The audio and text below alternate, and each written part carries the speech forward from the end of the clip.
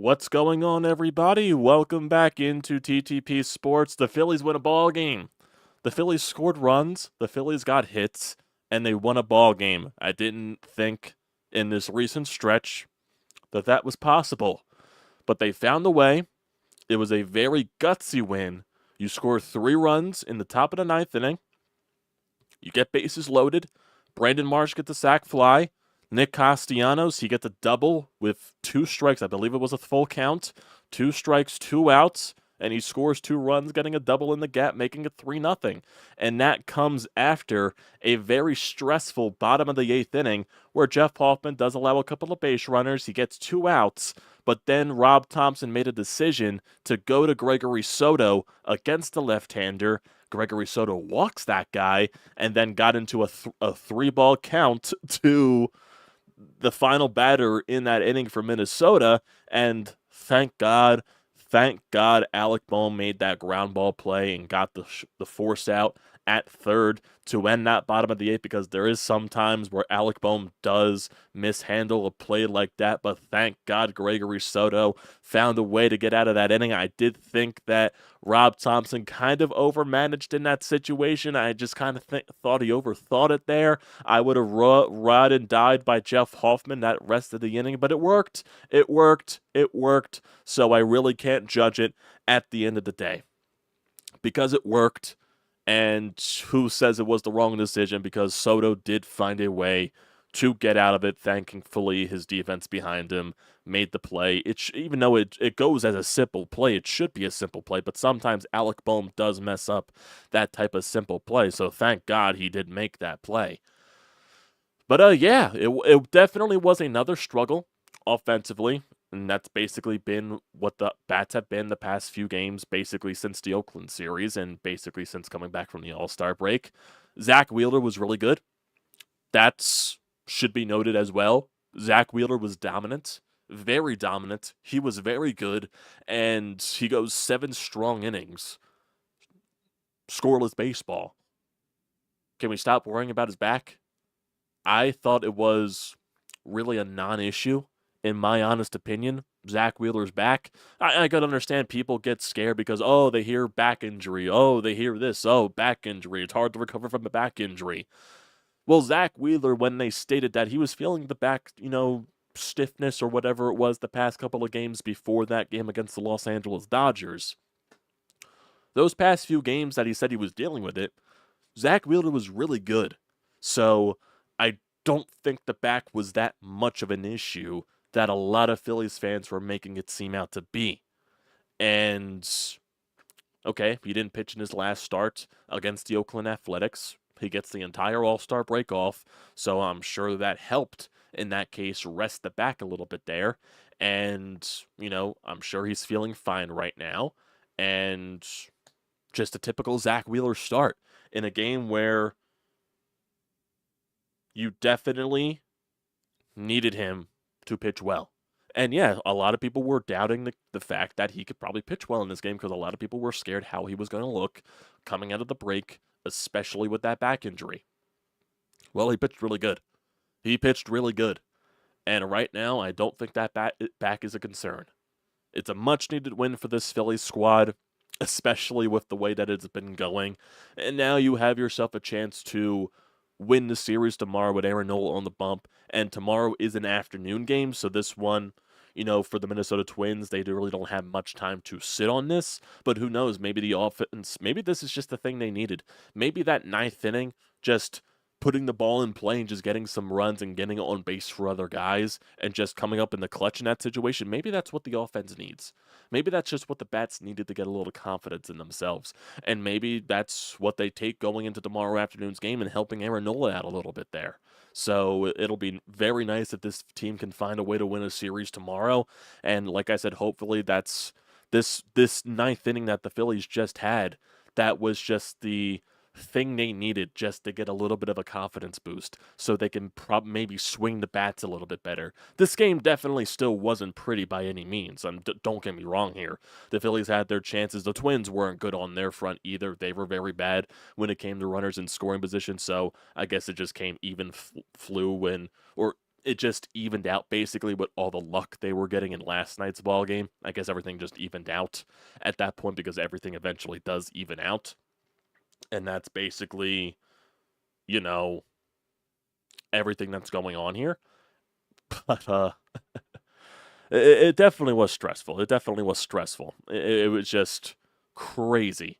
Crazy, crazy, crazy, crazy, crazy. But it's a win. But it's a win. Can't think about, Zack Wheeler any less at this point. I'm sorry I keep looking down at my phone. We're getting a bunch of text messages here. I probably shouldn't be looking at my phone at this point because that's very unprofessional of me. But, when you're getting a lot of notifications on your phone, that's just the case that's going to happen. But, yeah, just good win. It's a win this team desperately needed. Just desperately needed. Not a lot of offense for both sides. Like I said, Phillies scored their runs in the top of the ninth, and the Phillies only had 6 hits in total. But then also the Minnesota Twins, they had 3 hits. They had 2 errors on the night as well. So it really wasn't a very impacted offensive type of night. And in terms of the standings from tonight's game, you now have a 9-game lead above the Atlanta Braves because the Reds and Braves game got postponed. So I would assume that's going to be a doubleheader for those two teams tomorrow. So we'll definitely see what happens there. So who knows what is going to happen at this point with the Braves. I don't think they're going to sweep the doubleheader, but they'll probably win one of those games against the Cincinnati Reds. They have to at that point. I wouldn't see why they wouldn't, regardless of how many injuries that they do have. I do believe Chris Hale was supposed to start tonight's game, so I'm assuming he's going to start one of those games in a doubleheader. So it's just a wait and see point at this game. But yeah, that ninth inning, just getting into it. Duran on the mound for Minnesota, who is very nasty, by the way, clearly did not have his best stuff.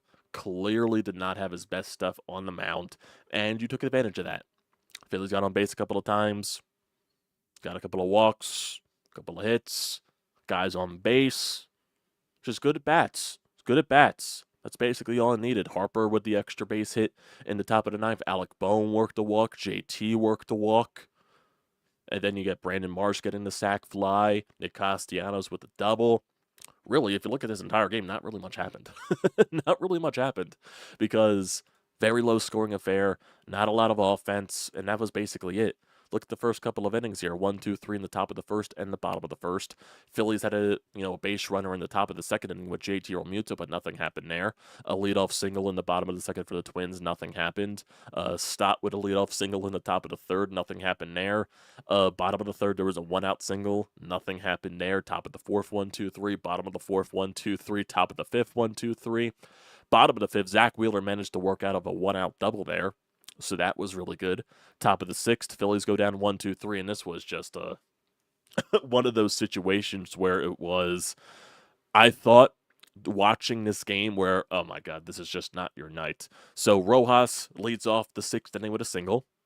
Then he gets picked off first base, where the replay was very close. They called him out on the play, and the Phillies challenged, and it was very close to where it was obvious they probably were not going to overturn this thing. It probably would have been the same if they called him safe and the Twins challenged it. So you just can't be in that situation if you're Johan Rojas, especially, where you possibly could be getting replaced very soon at this coming trade deadline. That is a mistake that you just cannot afford to make, and Johan Rojas made that mistake. And then Trey Turner hit a ball to the gap. And then, of course, the left fielder for the Minnesota Twins, it just bounces perfectly for him. And he just perfect throw to second base to get Trey Turner out by a few feet. It's just the fact that how unlucky can you get? I know a lot of people were complaining about the base running for the Phillies, and that's it. Well, specifically for Trey Turner, it was a perfect play. The ball bounced right back to the left fielder, and he made a great throw. I don't really know how you could blame Trey in that scenario. I don't know if people were thinking that he didn't run out of the box on time or something like that, but that was a bang play. It was just, you give credit to the left fielder there.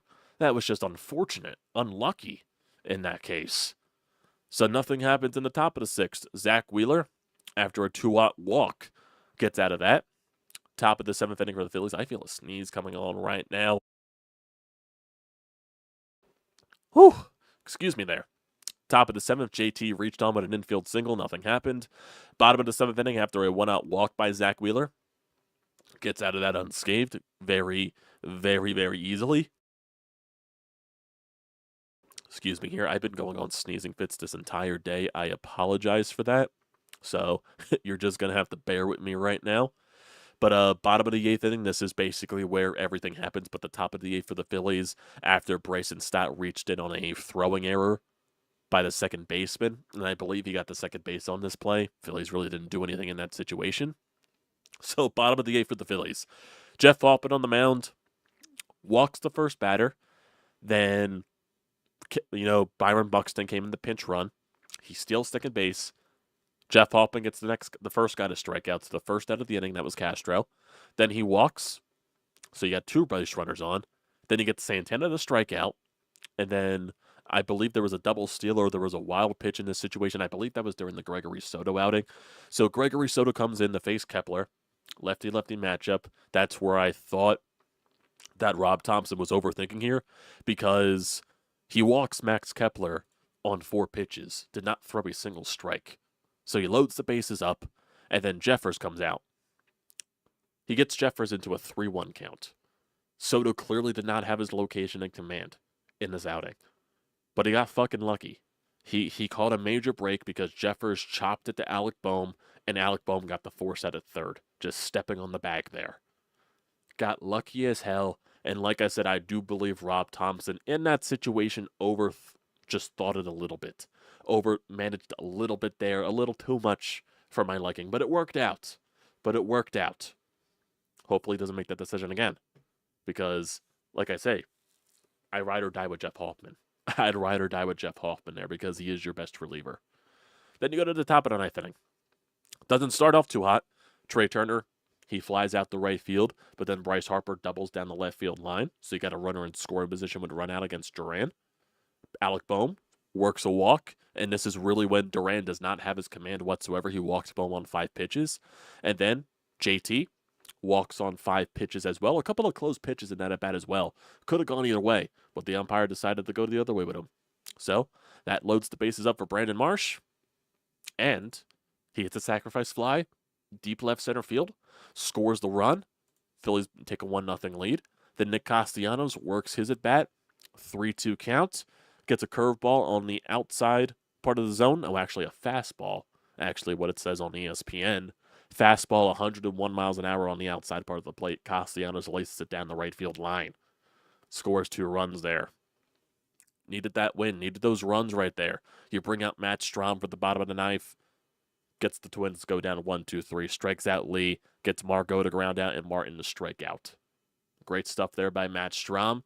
And, hey, gutsy win. Gutsy win. Gutsy win. You found a way to win. That's the most important thing right there. Like Zack said it right there, needed that W for our sanities, basically. I don't think Phillies fans were going to be able to handle another loss in this type of fashion, especially if that 8th inning blew up in your face. That would have been, boy. Oh, boy. Oh, boy. Oh, boy. Oh, boy. Oh, boy. Oh, boy. Oh, boy. Oh, boy. That would have been crazy. That would have been crazy. It would have been dreadful. It would have been crazy at the same time. So looking at the lineup for today, Kyle Schwarber, he's definitely going through it right now. He is not seeing the ball well at all. He goes 0 for 4 tonight with 2 strikeouts. His average is down to 238. Trey Turner, he goes 1 for 4. Bryce Harper, 1 for 4 with that double in the ninth. Alec Boehm, he goes over 3, but he had the walk in the ninth inning as well. JT Realmuto, he goes 1 for 2 with 2 walks. Brandon Marsh, 0 for 3 with that sac fly in the ninth.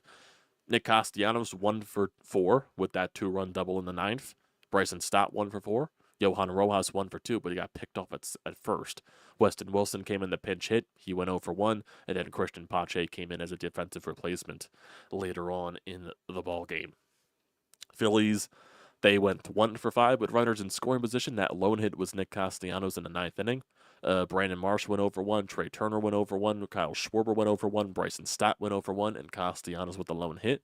Phillies leave 5 runners stranded on base. Pitching-wise, their stats, Zack Wheeler was absolutely dominant. 7 innings, 3 hits, no earned runs, 2 walks, and 7 strikeouts. On 107 pitches, his ERA is now down to 2.55. Good stuff there from Zack Wheeler. Jeff Hoffman on the mound in the 8th. Gets 2 outs. He walks 2. He strikes out 2 on 20 pitches. And then Gregory Soto, walked one, did not only threw 2 strikes that entire appearance just to get 1 out, but he got that final out without allowing runs. So it worked out at the end of the day. Matt Strom in his 9th inning of work struck out 2 on 11 pitches. So good stuff there from Matt Strom. Great stuff there from your Phils. Like I said, not a pretty game, but it's a gutsy win. Gutsy win that you desperately needed to get. It just really is. It really is. And I did see that Rob Thompson spoke on Phillies postgame, so I'm not sure if there's anything on Twitter right now that is important that he said. But there's interesting stuff right here. Some interesting stuff. I want to see if he had anything to say after the game. Not sure if he did, though. But here's also a stat right here from the Liberty line on Twitter. Nick Castellanos in his last 30 games, batting .316 with 5 home runs and 22 RBIs. So Nick Castellanos technically has been very good the past month. Well, 30 games? Yeah, 30 games basically. That'll be a month. So Nick Castellanos does look like he's playing better, which is a good thing. You know what I mean? Trying to see if there's anything else. Here. No, I don't think there is really. In terms of Rob Thompson speaking or anything like that.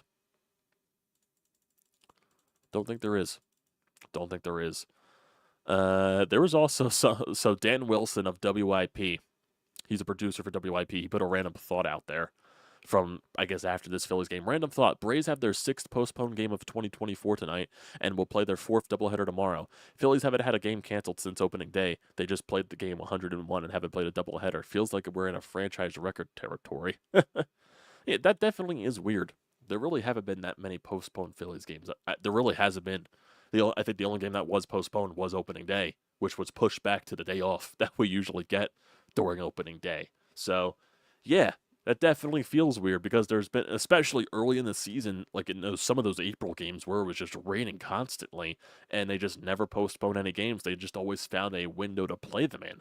So I guess the Phillies just have that type of luck this year with the weather. Even with the game last night against Minnesota, that game was delayed for an hour before the game even started. So, yeah, definitely interesting there. Definitely interesting. Phillies to get their 64th win of the season, and John Foley, as he always states, most Phillies wins through this many games. Most Phillies wins through 101 games. 1976, they had 69 wins. 2024, they had 64 wins. Same thing with 2011. 1993, they had 63 wins. 2008, they had 54. And 1980, they had 54. What else is there? Is there anything else from this game or anything from Rob Thompson? I don't think there is. So if we want to look at tomorrow's game, did the Twins finally announce who's pitching tomorrow for them? Not sure if they did. It still says undecided on ESPN. Did they change it on MLB.com or anything like that? Have they announced who's starting tomorrow for the Twins? I'm not entirely sure. Gotta check. Gotta see. Gotta do. Wednesday, tomorrow, 1 o'clock. It will be Steven Okert for the Twins. He's a lefty on the mound, 33 years old. He's 3-1 on the season with a 4.40 ERA in 28.2 innings pitched. So, let me look at his past couple of games. Can I look at his game logs to see what he's done recently? Okay, so it's an opener. They're going bullpen game. It looks like the Twins are. Twins look like they are going with a bullpen game tomorrow. So, hopefully the Phillies can find a way to win that one. Definitely have been struggling against bullpen games, but we'll see. We'll see what happens. Aaron Nola on the bump tomorrow. I expect him to bounce back from his start against the Pittsburgh Pirates. Definitely do, especially when the Phillies really need a win and win a series right here just to get off the schneid in that part of the second half. Would be good to get a series win, especially coming back home with the day off on Thursday, playing Cleveland this weekend. It would definitely be very nice if they could find a way to get a series win tomorrow afternoon. So, yeah. And like I said, with the standings, Braves did not play today because they got postponed. So right now you are 9 games above the Atlanta Braves in the NL East. The Braves have lost 3 in a row so far. And for the Braves for tomorrow, who is their pitching matchups against the Reds? for tomorrow's doubleheader. So it looks like the first game will be Frankie Montas against Alan Winans, whoever that is. I guess the guy that just called up, it looks like. Yep, it looks like it's just the guy that just called up. So we'll see what happens there. And Frankie Montas for the Reds, he's 4-8 with a 4.85 ERA. So we'll see what goes on there. He just got rocked in his last start against the Washington Nationals.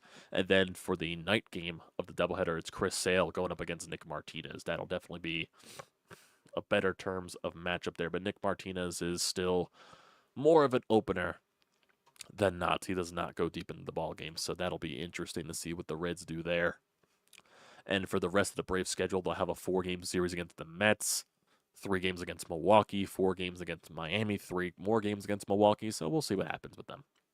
But yeah, important to get tonight's win. Definitely important to get the win tonight.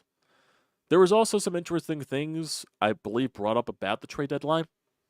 I believe there was another John Morosi tweet or something like that. And, oh my God, I just saw this tweet. I just saw something pop up in my Discord. Jesus Christ. Mike. Okay, it's the comment that was placed after they sent the tweet here. So this is from Angels PR. Mike Trout was removed from tonight's rehab game with left knee soreness. He is considered day-to-day. And the guy who sent it says Mike Trout just needs to retire at this point. Like, holy hell, this guy can't catch a break with the injuries. It's unreal. But the tweet from earlier was, where was it at? From John Morosi. Yes, it was John Morosi from MLB Network. Phillies are looking at rotation upgrades. Garrett Crochet from the White Sox and Jack Flaherty from the Tigers are among the options they've discussed. Phillies are hopeful that Taijuan Walker will return to their MLB rotation in August. And it's funny, too, I believe Jeff Kerr followed up that tweet and said that the White Sox have had scouts around the Phillies minor league teams in recent weeks. Dave's brewing up something. Imagine if they get Garrett Crochet. That would be nice, actually. I'd be very excited about a Garrett Crochet. I know he's on an innings limit this year with the White Sox, so he'll probably end up in the bullpen the rest of the season, more than not. And Garrett Crochet, I think, long-term in his career will be a starter. He started off as a bullpen guy. He came up quickly into Major League Baseball after the draft from college. It was like during the COVID shortened season or something like that. He started in the bullpen for the White Sox, and now he's like slowly transitioning into a starting pitcher. I do believe he also had Tommy John surgery not that long ago. So this is his first, I believe, full season as a starting pitcher in Major League Baseball, and he's actually been pretty good. He's been one of the better pitchers in the American League, if I'm not mistaken, if I looked that up. So Garrett Crochet, let's see what his stats are this year.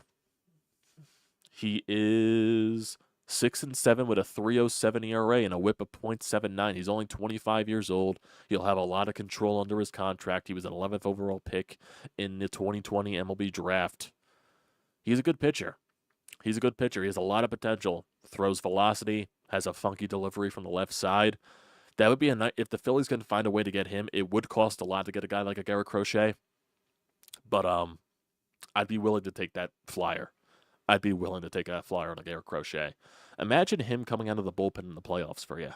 Because you know the Phillies, they're going to stick with the 4-man rotation of Wheeler, Nola, Suarez, Sanchez.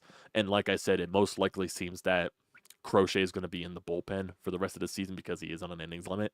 So imagine him being a weapon out of the bullpen for you in the playoffs. That would be nice. That is a name that I'd be willing to consider our top prospects for, along with, some other things. Randy Arozarena's name has been up there. I'm not sure what it will take to get him. It definitely won't be as expensive as some guys. Randy definitely is a guy that has been intriguing me more than not. That's, kind of where I'm at. I would love to get a guy like a Randy Arozarena. I think he would fit perfectly on this team, in my opinion. So, we'll see where that ends up. We still have basically a week at this point exactly until the trade deadline. So, we'll see what happens. Dave Dombrowski is busy. He's talking to teams. I'm sure he'll get something done. We do have a voicemail here on the Anytime Hotline, though. It's from Zack. So let's get to that. Zack, what do you got to say? Well, that was an extremely frustrating game through about 8 innings. You saw more of the same from that offense until the ninth. But just a shout out to Zack Wheeler for keeping them in it as long as he did.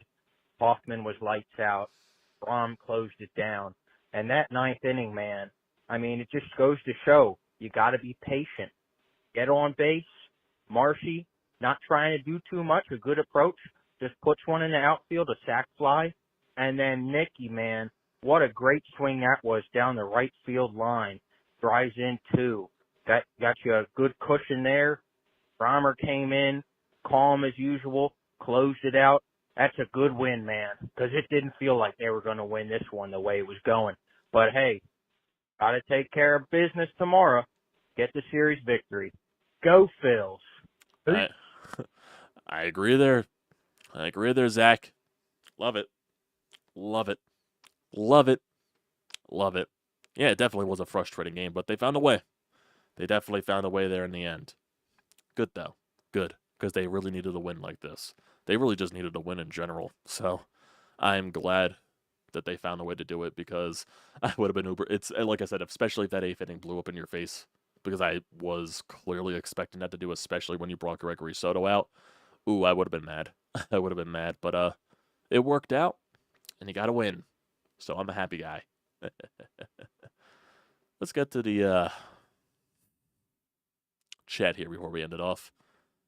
Yep, needed that W, especially Zach. Needed it. I feel bad for the people who fell asleep and missed that exciting end. I'm sure there was a lot of people that fell asleep and missed it. Some people just can't stay up for these late games, even though it wasn't as late as last night. But still, some people just don't stay up in general. now the Angels. Now they know how we feel when Joel gets hurt. The Angels fans. I'm assuming that means you mean Tyler. It sucks. It's just unfortunate for Trout. Just unfortunate. They already know how that feels all too well. Yeah. Trout just hasn't been able to stay on the field the past so many years. It's just crazy at this point. Unreal, man. Unreal. Well, I think that'll do it for here. Yeah, I'm also a night owl, Zach. I tend to try to go to sleep earlier, but I just always end up staying later than I need to because I work. And my work takes me through the night like this and editing for Brodes. So, yeah, sometimes that just happens. But, yeah, that'll do it for tonight, everybody. I appreciate you all tuning in for a Phillies victory.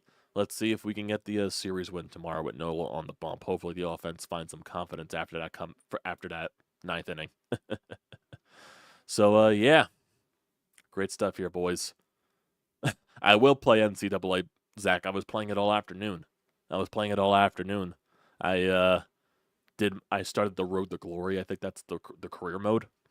So I obviously I picked a quarterback, and Temple was was a favorite on the list apparently for my picking there. So I went to Temple. What's going on, firefighter? Sadly, you tuned in a little too late here. We're just about to end the stream, but I appreciate you tuning in nonetheless. If you want to rewatch the stream, just always hit the rewind button there. I would appreciate it there. So, guys, don't forget to leave a comment in the comment section down below. Don't forget to drop a like. Don't forget to hit that subscribe button. It does me a great deal of service. Also, use the code TTPSPORTS, $20 off your first purchase at SEATGEEK. Great deal. Don't pass it up. So, thanks, guys, for tuning in tonight.